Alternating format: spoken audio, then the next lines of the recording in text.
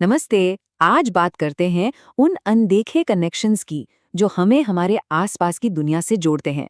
ये एक दूसरे पर निर्भर होने की कहानी है जो हमारे घरों से शुरू होती है और घने जंगलों तक चली जाती है। तो चलिए एक सवाल से शुरुआत करते हैं। जरा अपने आसपास देखिए। क्या लगता है इस घर में सिर्फ आप और आपका परिवार ही रहता है? शायद दोबारा सोचने की जरूरत है। हमारे साथ और कौन कौन है? असल में पता है, हमारा घर भी ना एक छोटे से इकोसिस्टम जैसा है। कुछ मेहमानों को तो हम खुद बुलाते हैं, जैसे हमारे प्यारे पालतू जानवर या घर में रखे पौधे। और फिर कुछ बिन बुलाए भी आ जाते हैं। मकड़ियाँ हो गईं, छिपकलियाँ, चींटियाँ। कुछ का हम दिल से स्वागत करते हैं और कुछ को देखकर खैर उतनी खुशी नहीं होती है ना। पर यहाँ एक बहुत मजेदार बात है। ये रिश्ता कभी भी ना एक तरफा नहीं होता। ये हमेशा एक लेन देन की तरह है। हम कुदरत को कुछ देते हैं और बदले में उससे कई ज्यादा पाते हैं। जरा सोचिए, हम अपने घर में मौजूद पेड़ पौधों और जानवरों को क्या देते हैं? रहने की जगह, खाना पानी, देखभाल। और बदले में हमें क्या मिलता है? उनसे हमें खाना मिलता है, कई ज़रूरी चीज़ें मिलती हैं और सबसे बड़ी बात, उनका साथ मिलता है। यही तो है एक परफेक्ट बैलेंस्ड रिश्ता। और अगर सिर्फ पौधों की ही बात कर लें तो उनकी लिस्ट तो बहुत लंबी है। सोचिए, फल, सब्जियां, दवाइयां, कपड़े बनाने के लिए फाइबर, घर के लिए लकड़ी और तो और ताज़ी हवा और सुकून देने वाली छाया। सच कहें तो हमारी जिंदगी का हर हिस्सा इन पर टिका है। तो चलिए अब घर की चारदीवारी से बाहर निकलते हैं और चलते हैं जंगल की सैर पर।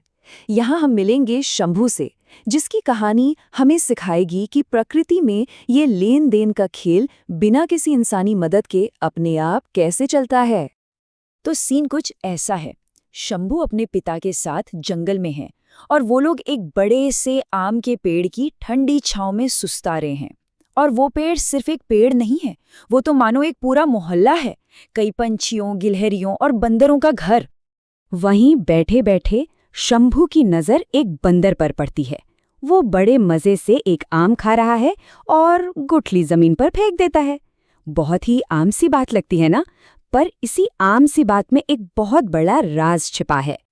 शंभू जब भी अपने पिता को बताता है तो वो उसे समझाते हैं कि देखो, उस गुठली से एक नया पौधा उगेगा।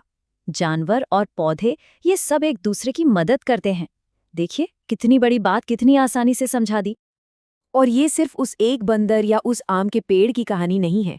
हमारी प्रकृति ऐसे हजारों लाखों अनदेखे मददगारों से भरी पड़ी है जो चुपचाप अपना काम करते रहते हैं और हमें कानों कान खबर भी नहीं होती। अच्छा, क्या आपको पता है कि हर साल हजारों पेड़ कौन लगाता है? कोई इंसान नहीं, गिलहरियां।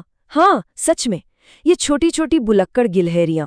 होता क्या है कि ये सर्दियों के लिए बीज और मेवे जमीन में दबाकर रख देती हैं और फिर भूल जाती हैं कि कहाँ रखे थे। और नतीजा, उन्हीं भूले बिसरे बीजों से नए नए पेड़ उगाते हैं। कमाल है ना? तो इन सारी कहानियों का मतलब क्या निकलता है? मतलब है निर्भरता।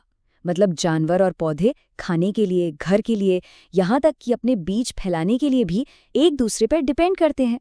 और इसी आपसी निर्भरता से प्रकृति में एक कमाल का बैलेंस बना रहता है। तो ठीक है, प्रकृति तो अपना काम कर रही है, लेकिन इस पूरे सर्कल में हम यानी इंसान कहाँ फिट होते हैं? चलिए इसे समझने के लिए चलते हैं तमिलनाडु के एक छोटे से शहर वलपराई, जहाँ की एक सच्ची कहानी दिखाती है कि इंसान और प्रकृति कितने प्यार से साथ रह सकते हैं। तो वलपराई शहर में हर साल सर्दियों में एक बहुत ही स्पेशल मेहमान आता है। ये है ग्रे वैगटेल नाम की एक नन्ही सी चिड़िया। ये चिड़िया पहाड़ों से उड़कर कुछ महीने बिताने के लिए यहाँ आती है। और यहाँ के लोग इस मेहमान का स्वागत किसी त्योहार की तरह करते हैं, बड़े धूमधाम से।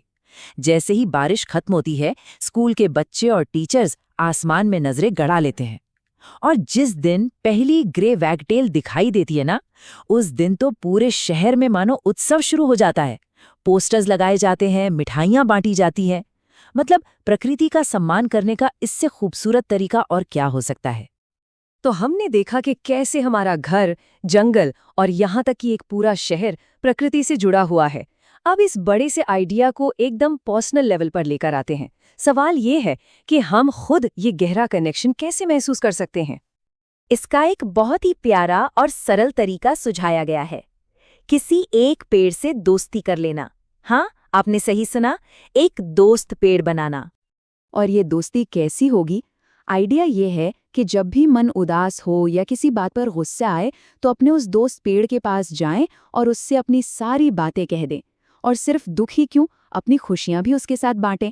कहते हैं कि ऐसा करने से हम न सिर्फ प्रकृति के करीब आते हैं बल्कि दूसरों की भावनाओं को समझने में भी ज्यादा संवेदनशील बन जाते हैं। तो चलिए, आज की बात यहीं खत्म करते हैं, पर एक सवाल के साथ। सोचिए, अगर आज कोई किसी पेड़ को अपना दोस्त बनाता तो इससे पहली बातचीत क्या होती, क्या कहा जाता उससे?